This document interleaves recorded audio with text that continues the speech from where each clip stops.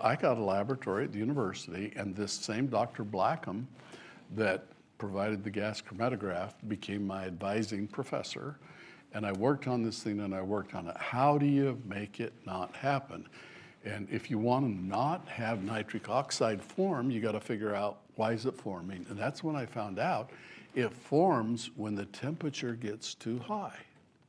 So if you can keep the temperature down, you will form less. That's why the gasoline engine makes less, because hydrogen burns with a laminar flame speed that is 10 times faster than hydrocarbon fuels. And that made the peak temperature go higher, which made the nitric oxide go to a bad place. Does that make sense? Yeah. So all you got to do is keep the temperature down. But if you don't have the temperature, you don't have the energy to push the piston down as well. And so I started trying to figure out, how am I going to get the nitric oxide to not form when you burn the hydrogen? And I came up with all kinds of ideas. I've got to somehow burn the hydrogen without it getting so hot. Well, the fact that hydrogen burns so fast, and the fact that it burns with even very lean mixtures, which hydrocarbons won't. Hydrocarbon, you got to almost have a perfect mixture of air and fuel to get it to burn. Hydrogen, you don't need a perfect mixture. You can have 4%, 6% of hydrogen, the amount you need, and it'll still burn. But the flame will burn cooler. So I tried leaning the mixture out so there wasn't very much hydrogen, there was a lot of air, and the nitric oxide went down, but so did the power. And the power went down so much you couldn't drive. But if you didn't mind just idling, it wasn't bad at all. So then I got a real crazy idea. And the idea was, why don't we put water in the engine? If you don't want it to get too hot, but you still want a lot of power, what if, as the flame is going through the combustion chamber, what if you sprayed water mist in there, just little droplets of water? So the flame's just charging through, it hits one of these droplets, and the droplets flash into steam and take a whole bunch of the heat away, cool it down, and still create a lot of pressure with steam to push the piston down. So I got this theory. If you did that with the water, it could make it give you a lot of power with no high temperature. And so I started working on that, and I actually built a car, and I created the mist. I actually used the gasoline carburetor to create the water mist, put it into the engine, and it ran. And it ran real well. I took a sample in that same glass sample tube that I used before. I took it up to the same gas chromatograph with Dr. Black and said, run this. And he ran it through, and I got to where the nitric oxide blip was, and there was no blip. That's pretty good. Victory. I said, it's gone. There's no nitric oxide. And Dr. Blackham, he was a party pooper. Oh. He said, yes, but you need to understand that this isn't a really high precision instrument. Oh, goodness. I can't measure. If you had a gasoline engine that's making nitric oxide, I wouldn't be able to measure it because I can't measure that low sensitivity. That's a big So is it working or is it not working? And he says, well, I can't say for sure that it's not working. Okay. Oh, thank you. How do I test it? A machine that can test nitric oxide down to very, very low levels is very expensive, very rare. I couldn't get one. How do I get one? And that's when I heard the breakthrough news on the news. I was watching the news, and they said, General Motors announced today that they are sponsoring a nationwide competition between universities to see who can make the first pollution-free car. Any university can enter, and they all take their cars to the General Motors Proving Grounds in Ann Arbor, Michigan, and they'll be tested, and the winner will get a prize. I'll bet they have good testers. So I entered. I went to my professor and I says, guess what? We're going to enter the clean air race. The Urban Vehicle Design Competition was the formal name. And I started converting a Volkswagen. I didn't want to use the old Model A. I wanted to use a more, that was an old car, and I didn't have one. And my money hadn't come in yet. No, sure. And so I was trying to figure out what to do. And so I went down to the Volkswagen dealership. I thought a Volkswagen would be a very good engine because it's right there on the back. It's easy to work on, be great to convert. And I said, guys, I need this car to enter the clean air race, and it's going to give you a lot of publicity. And he said, why is it going to give us publicity? Because you're going to donate it. Oh my goodness. And they wouldn't. They wouldn't donate it, but they said they could loan it to me for 3 months. I said, well, that's fine. Probably only need it 2.5. So they donated the Volkswagen, and I put my hydrogen system with these little water droplets going in with the air, and here is my hydrogen car for the clean air race. And that's one of my engineers right there. He looks a lot like you. Yeah. And like your I'm twin. in front of a truck because I needed to get the car all the way back to Ann Arbor, Michigan. And so I went to a freight company and asked them, could you please support science by hauling my car to the clean air race? And they did. Support science. Yeah, they did support it. So it went to the clean air race, and I was so excited because this is going to be my chance to really do something great. When I got there, I found out that someone else had made a hydrogen car too. UCLA. Oh, competition. They had also made a hydrogen car. Now this is way after the science fair, so I came first, but there they were, and they're a good school. They are. UCLA is an excellent school. And so I found the guy in charge of the project, a guy named Frank Lynch, and I said, so how did you get rid of the nitric oxide? And he said, we did it with EGR. What's that? Exhaust gas recirculation. They took some of the exhaust and ran it through the engine again and again and again, and that lowered the peak temperature. Okay. Oh, I didn't think of that. And I said, how low did you get? And he said, we're not sure, we couldn't measure it. Oh. And he said, how low did you get? I said, you'll see.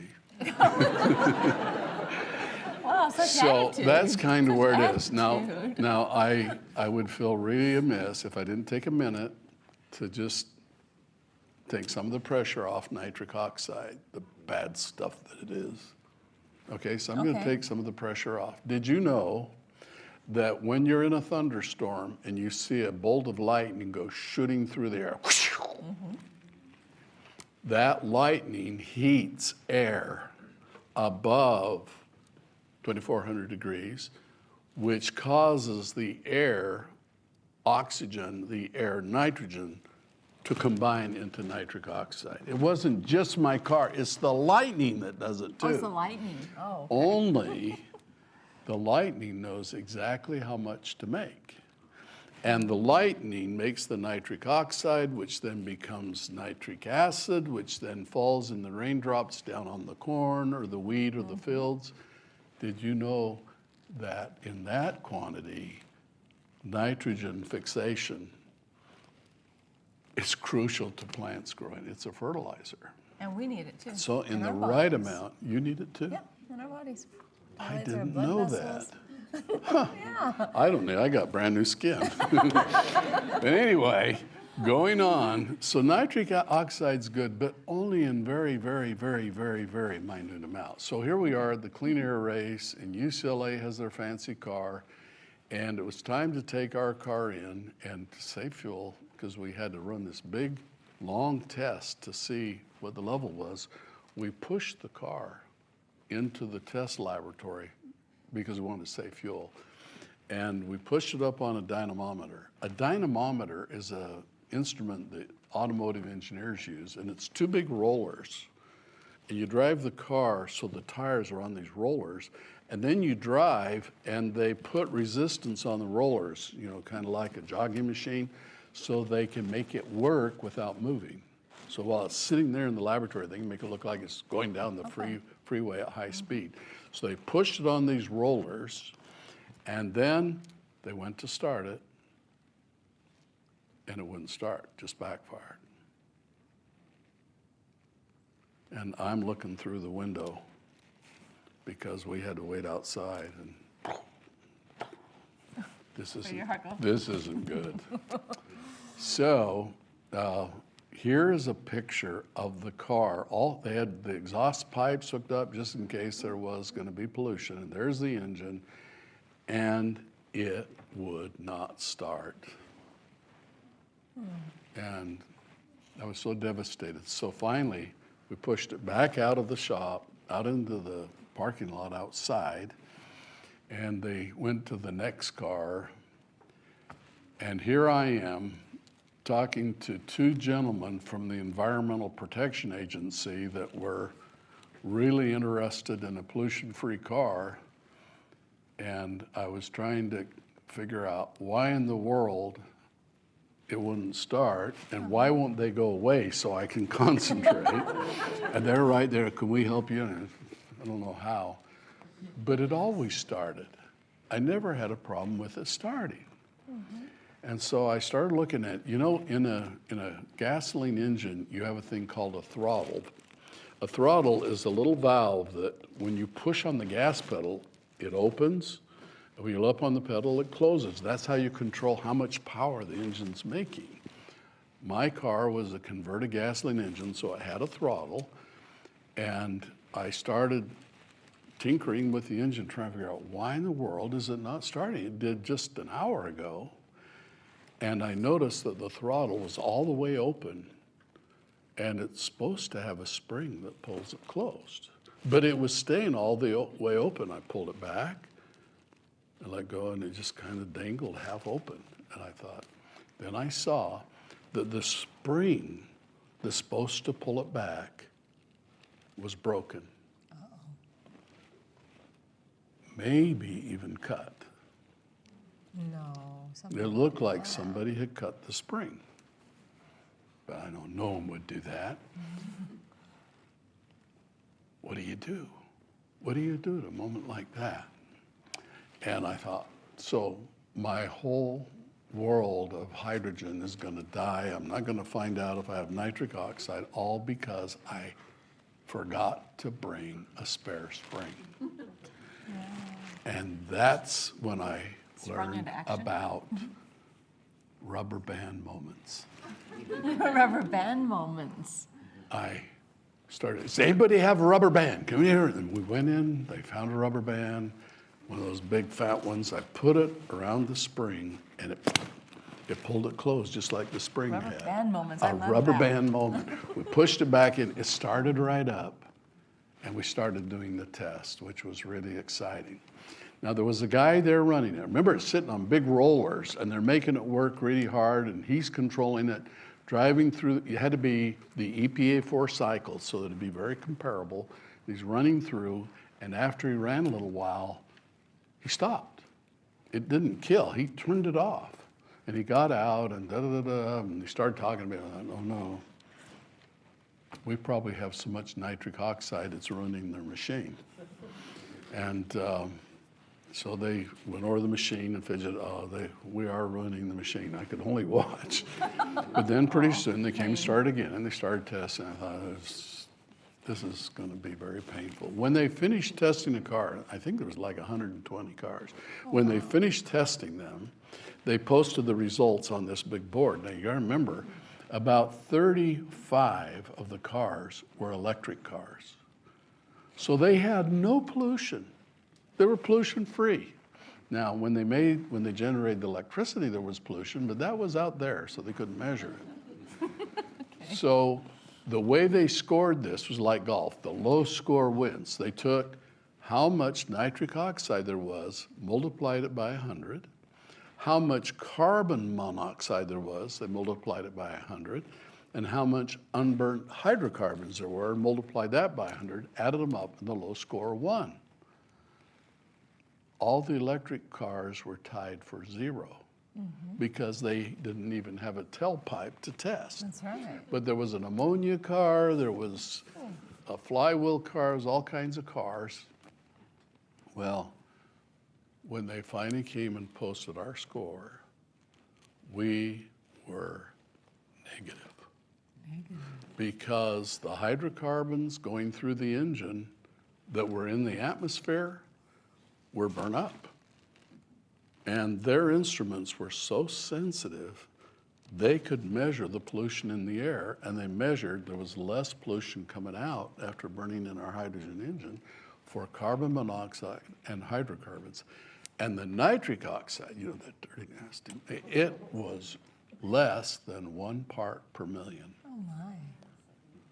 And so when they multiplied it all out, we got a negative score and we won first place. Oh, you beat UCLA. UCLA unfortunately had a little nitric oxide problem.